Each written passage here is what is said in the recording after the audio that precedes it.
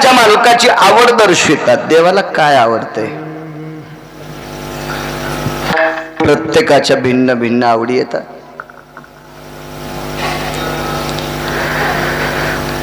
माणसाच्या आवडी वेगवेगळ्या असतील, नवल नाही. पशूंना सुद्धा आवडी निवडी आहेत. जनावरांना सुद्धा आवडी आहेत. एका गव्हाणीमध्ये वाळलेली वैरण टाका, एका गव्हाणीमध्ये हिरवी वैरण टाका, जनावर कोणीकडे धावतील? हिरवं. त्यांना सुद्धा कळतंय आपल्याला हिरवी खाव वाटते. याच्यातही फरक सांगतो. पेन ही प्रत्येक जनावरांना आवडती, पण असे काही बैल आहेत ते पेन खात नाहीत, त्यांना ते आवडत नाही. असे माणसं सुद्धा आहेत त्यांना गावरान तूपच आवडत नाही. बऱ्यापैकी लोक गावरान तूप खात नाहीत. एखाद्या वेळेस खराब पाणी पितीन, पण गावरान तूप खात नाही. जस त्याच्या आवडीचा भाग आहे तो प्रत्येकाचा. प्रत्येकाला नाना प्रकारच्या, कोणाला कपडे घालण्याची झकपक कपडे असावं, घरात 12 तिळू फिरतू, संध्याकाळचा ठिकाणा नाही, मोकार टेकन चौघीत लुगडे एक, पण कपडे टाईट. असा तालुक्याच्या ठिकाणी फिरताना असं वाटतंय याचा आजाद 20 वर्ष आमदार होता. आवड असते त्याला कपडे घालायची. काही काहींना कपडे इतके साधे कपडे, त्याच्या बँकेत कोटीन धोत्राला गाठी. नॅशनल बँकेत त्यांना मॅनेजर पण खुर्ची ढकली तू, इतके त्याचे बँकेत पैसे, पण त्याला नादच असतो मळकट कपडे घालायचा. हे धनावरले सर्प समजायचं. स्वतः नीट राहत नाहीत, घरच्या नीट राहू देत नाहीत, काय नाही. हे मेल्यावर चोट्टेच हाणतेत, विठाला विठाला काही माणसांना कपडे कसे असले तरी चालते, पण खाला चमचमीत पाहिजे. नका का किराणा आणीन, पण बायकोल म्हणतं तळणा भजे पाण्यात तळीन का? तो काम करी जाईन सुमळ्या. रोज तालुक्याच्या ठिकाणी फिरायला काम करत नाही, तेल आणत नाही, किराणा आणत नाही, भजे खाला चांगलं चणचणीत वाटतंय, आवड असते. बऱ्याच माणसांना खूप काम करा वाटते. आयुष्य कामात गेलं काही काही माणसांचं आयुष्य. प्रत्येकाच्या आवडी भिन्न भिन्न आहेत, पण ब्रह्मांडाच्या मालकाची आवड मात्र आपल्या आवडीपेक्षा वेगळी आवड आहे. विश्वाच्या मालकाला एकच आवडते, भाविक आवडतो. भाविक बोललो का? त्या जगाच्या मालकाला फक्त भाविक आवडतो. एका व्यक्तीने प्रश्न केला मिळवरायला, गुरुदेव, असा एकही माणूस नाही की जगात त्याला पैसा आवडत नाही. पैसे तर सगळ्यांना आवडतात. मिळत नाहीत हे प्रारब्धाचा भाग. मिळत नाहीत, प्रारब्धाचा भाग. ज्या अंगूरच्या फांदीला कोल्ह्याचं तोंड पुरत नाही त्यावेळेला कोल्ह म्हणते आंबट हे म्हणून खात नाही. तो थोत्तर पुरत नाही. सोमळ्या, तू बोरं खाला बेट्या, बोरा इतके अंगूर आंबट असतात का? आठवड्या सगळं खाला आणि तुला अंगूर आवडत नाही, तोंड पुरत नाही तुझं. पैसा आवडत नाही असा माणूसच नाही. ऐसा कोणी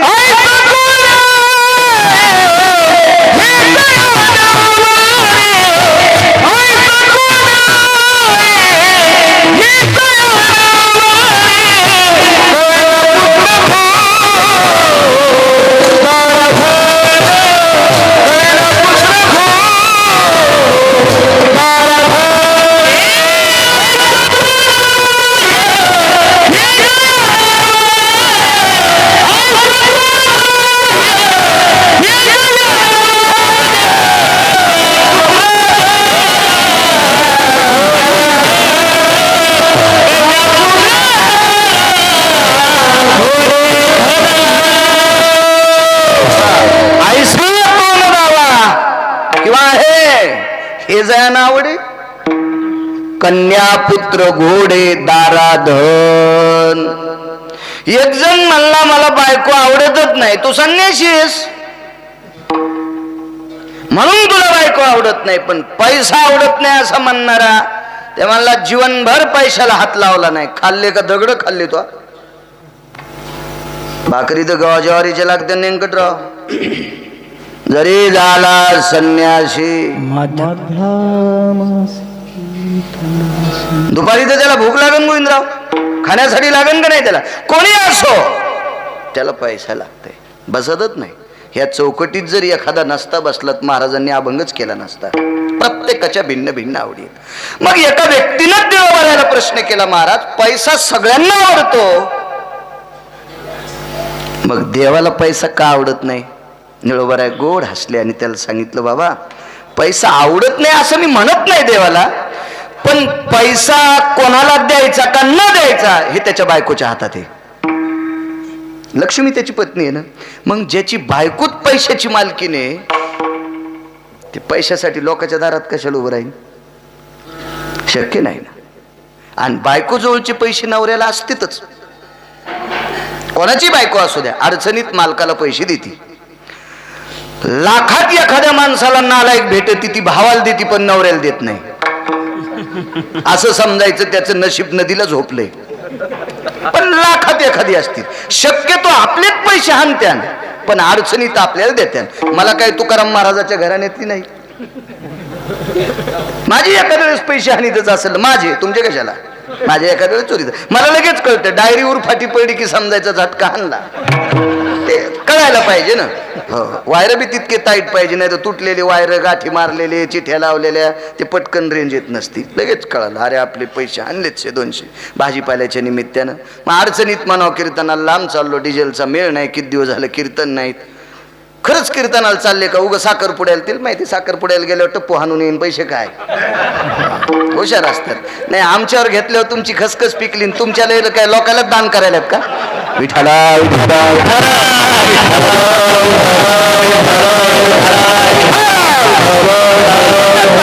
प्रत्येकाची पत्नी मालकाकडनं पैसे घेत असेल किंवा मागत असेल, किंवा एखाद्या वेळेस मालक खट्याळा असेल तर घेतही असेल पाठीमागं काढून, पण मालकाला देती. मग तुमच्या आमच्या बायका, माणसांच्या बायका माणसांना वेळेला अडचण आल्याच्या नंतर पैसे देतात, तर लक्ष्मीची किती श्रद्धा आहे देवावर. तुमच्या आमच्या तरी एखाद्या वेळेस जरा काही झालं तर रव करत्यान. ती नाही, तिनं दास्यत्व स्वीकारलं. पाय धुवावयाच्या दैवा, असं होतं बरं. हिशोबात चालू द्या. जिल्ह्यापेक्षा तालुका मोठा झाला की कलेक्टरला कळत नाही कुठं बसावं.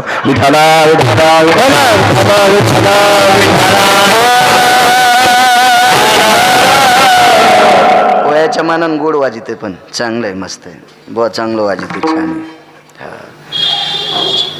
अभिमान सांडवणे पांडवा, लक्ष्मीनं अभिमान सोडून दिला, अखंड सेवा केली. हो, दास्यत्व स्वीकारलं. ती मालकाला का नाही पैसे देणार? मग लक्ष्मीच पैशाची मालकीने, याच्या करता देवाला पैसे आवडतात का न आवडतात हे कोणी बघ करायचं नाही, पण त्याला भाविक आवडतो. भाविकाची आवडी देवा, नुसता आवडत नाही तर करी सेवा. निज प्रीती, प्रीती म्हणजे आवड. भाविक नुसता आवडतच नाही तर देवाला तो आवडून त्याची आणीबाणी प्रसंगी त्याची सेवा सुद्धा जगाचा मालक करतो. हा पहिल्या कडव्याचा अर्थ. तत्पूर्वी मोठ्या श्रद्धेने, मोठ्या अट्टहासाने आजचा हा कीर्तनाचा कार्यक्रम कशा निमित्त आहे महाराज? आराधना. भगवान रोकडोबा देवस्थान अत्यंत जाज्वल्य देवस्थान. भगवान शिवजीचं अधिष्ठान ज्या रोकडोबामध्ये आहे, भगवान मारुतीरायाचं अधिष्ठान, एकादश रुद्र अशा स्वरूपाचं अधिष्ठान असणारं रोकडोबा भगवंत, या भगवंताच्या आराधनेनिमित्त आजचा कार्यक्रम. माझ्यासारख्या अल्पज्ञानी व्यक्तीला आज इथे येण्याचा योग आला. 2676 गाव आजचं महाराष्ट्रातलं माझं पूर्ण होतंय. चांगलं गाव, मोठं गाव आहे. बऱ्यापैकी सभामंडप आदी करून मंदिर, रस्ते गिस्ते, गट्टू छान वाटतं. खूप छान, खूप छान. नाही तर बऱ्याच गावात शिरतानाच धोतरवरी धरावं लागतं. बापरे, आपण फसतोत का काय या गावामध्ये? इतकी परिस्थिती बिकट असते. पण चांगलं गाव आहे, छान आहे, छान छान गोड. गावाचं नाव तळेगाव, छान. आणि आदरणीय आजच्या रोकडोबा भगवंताची आराधनेची सेवा, आजच्या ह्या कीर्तनाची सेवा, ह्या प्रसादाची सेवा आदरणीय सन्माननीय विलासराव धोंडीबा शेळके पाटील, त्यांचे सुपुत्र गोविंदराव विलासराव शेळके पाटील तथा गिरीधर विलासराव शेळके पाटील, तर हे मुंबईला असतात. मला मगाशी सांगू लागले मुंबईला असते. तुम्ही म्हणले, महाराजही म्हणले, तर मी म्हणलं मी महाराष्ट्रात फिरतोय, खाती के गालन ना हाती के बाल लगेच कळत असते. हे मराठवाड्यातलं काताडं नाही म्हणलं, हे सगळं तिकडचेच पद्धतशीर गोड हवेत विश्वात फिरणारी माणसं आहेत. पण आनंदाचा योग आहे, मुंबई सारख्या मायापुरीत राहत असताना आपल्या गावाची आठवण ठेवतेत. हे सगळ्यात मोठं या कुटुंबाचं महत्व आहे. विठाला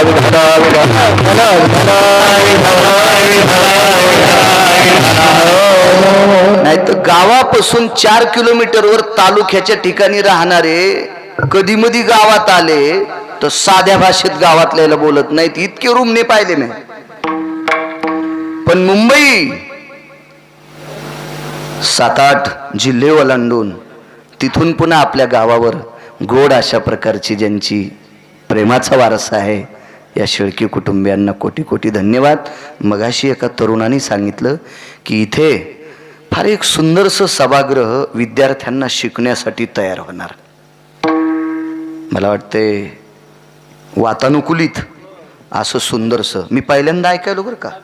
अभ्यासिका, इतकी सुंदर अभ्यासिका, आणि त्या अभ्यासिकेला सुरुवात करत असताना त्याच्या निधी जमा करत असताना या कुटुंबाचा 1,11,000चा प्रथम निधी या कुटुंबानं जाहीर केला.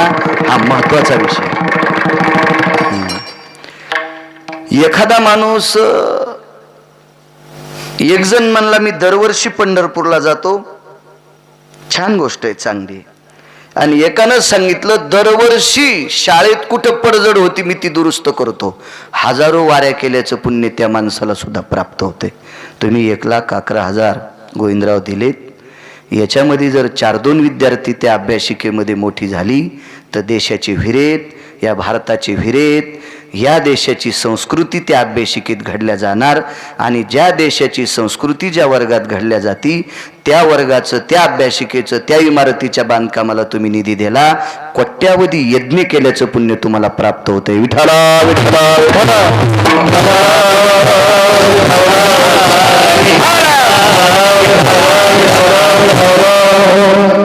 चांगल्या माणसांचं वर्णन करावं. एरवी मी चोंबाळीत नाही कोणाला. रगील महाराज आहे मी. तुम्ही मला पहिल्यांदा बघत असताले, बऱ्याच लोकांनी पाहिलं नाही जास्त चोंबाळीत. कारण चोंबाळायचं असतंय याच्यासाठी, ते तर माझ्या चौकून निघायले, त्याच्यामुळं मी काय नाही जास्त चोंबाळीत. नालायकाला चोंबाळायचंच नाही. देशीचं दुकान टाकलं आणि त्याच्या बापाचं श्राद्ध म्हणलं याचं वर्णन करा, तूच बोकंडीवर घे. विठाला विठाला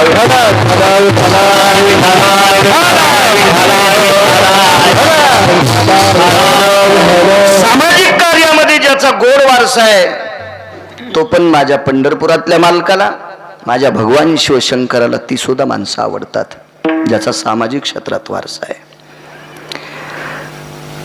म्हणून या शेळके कुटुंबियांना पुन्हा पुन्हा धन्यवाद. गावातले भास्कर महाराज सतत फोन करत राहिले.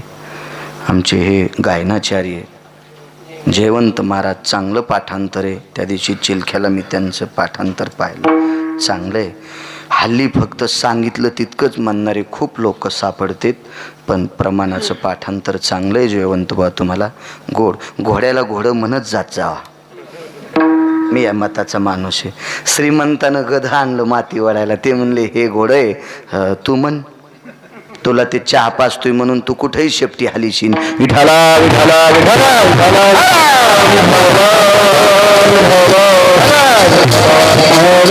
सर्व गुणीजन मंडळी सोबतच्या आसाराम महाराज त्यालाही धन्यवाद. हे मृदंगाचार्य अत्यंत लहान आहेत, पण इचू किती बारीक असू द्या, पण दुखतो तितकाच. चांगलं वाजित ते मस्त, छान छान छान गोड. साऊंड सिस्टीम बी चांगली आहे बरं, मस्त. कॅमेरावाले तुम्हालाही धन्यवाद. लग्नात एक पण कॅमेरा नव्हता. आता एक जण म्हणला तुमचे ते दोघा नवरा बायकोचे फोटो दाखवा लागते त्या एका ऑफिसला. तर मी म्हणलं आम्ही कपडे घातले, दोघं जवळ उभं राहिलो तर आता काढेल दिले. तेव्हा नव्हताच ना कॅमेरा. आता तुम्ही 2.5 तास घ्याले कॅमेऱ्यात. देवान तुमचं चांगलं करू. विठाला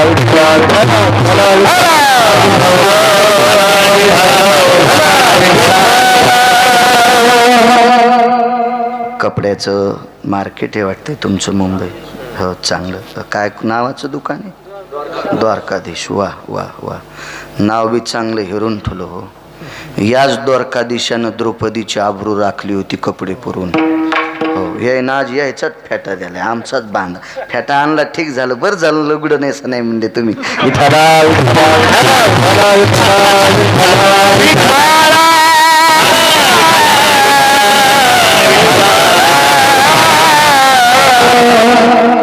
तुमच्या कपड्याच्या दुकानाला सुद्धा कोटी कोटी शुभेच्छा.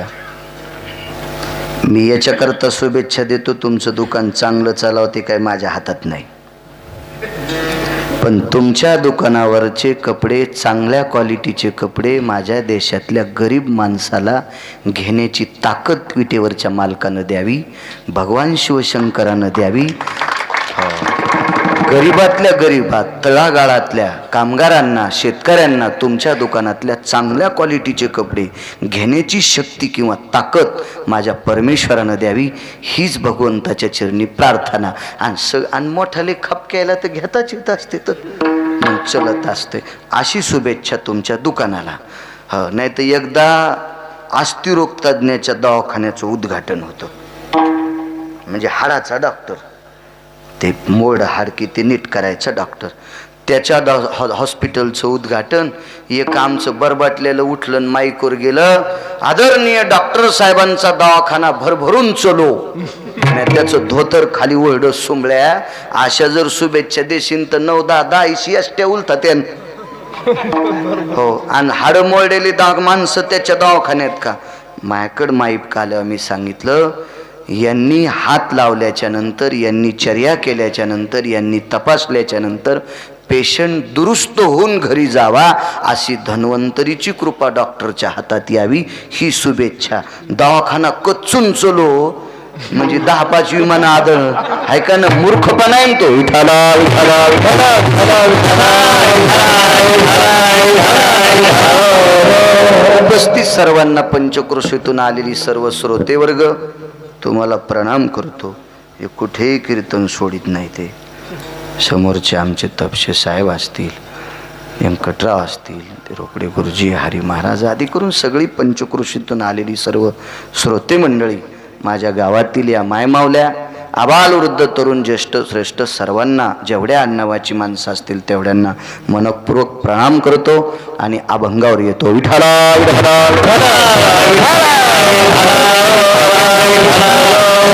भाविकाची आवडी देवा, देवाला आवडतो तो फक्त भाविक. देखावा देवाला मुळीच आवडत नाही. सोन्याच्या पात्रामध्ये गावरान तुपाचा बदामाचा शिरा केला एक जणानं, फुगीर सोसायटीचा अध्यक्ष. आणि बॅन लावून गावरान तुपाचा नैवेद्य सोन्याच्या पात्रात, रोकडोबाला सोन्याच्या पात्रात नैवेद्य. पण रोकडोबाला कळालं देवाला ही फुगीर सोसायटी आहे, त्याला ते मान्य नाही. जगाच्या मालकाला कन्या असतील, घोगऱ्या असतील, श्रद्धा असेल, भाव असेल तर जगाच्या मालकाला ते आवडते. तुमच्या सोन्याच्या पात्राला, गावरान तुपाला ते भुक्याजलेलंच नाही. कारण दूध किती तुमच्या म्हशीनं द्यायचं हे त्याच्या हातात आहे. हो, तुमच्या आमच्या हातात नाही. बऱ्याच बाजारात म्हशी 8 लिटर दूध देतात आणि घरी आल्यावर आटत्यात 52 गुण. ते मरबे देत नाहीत. म्हणले आमच्या घरी गाय आली की लाताच आणते. तो खरंच तसं, तो म्हाताऱ्याला चहा नाही पाजला त्याच्यामुळं तुझ्या घरी आली की गाय आटती. ते त्याच्या सगळं हातात आहे. बदामाच्या झाडाला बदामच लागू द्यायचे का न लागू द्यायचे हे त्याच्या हातात आहे. ते कशाला तुमच्या शिऱ्याला भोके अजून नाही. त्याच्या फक्त देवा कारणे भाव तस्मा. ब्रह्मांडाच्या मालकाला जर आपलंस करायचं असेल तर काही न लगे काही